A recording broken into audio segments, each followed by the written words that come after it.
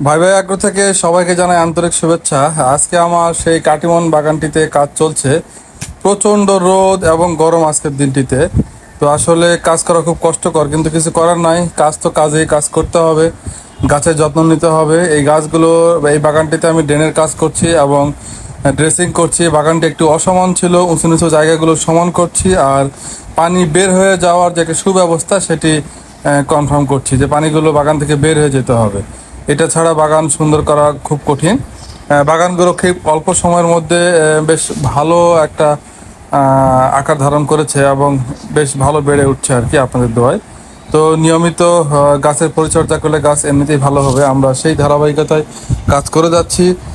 আমাদের পাশে থাকবেন, সাথে থাকবেন, দোয়া করবেন, আর সারা বছর যে কোনো সময় আমের প্রয়োজন হলে আমাদের সঙ্গে যোগাযোগ করবেন। ভালো থাকবেন। আল্লাহ হাফেজ।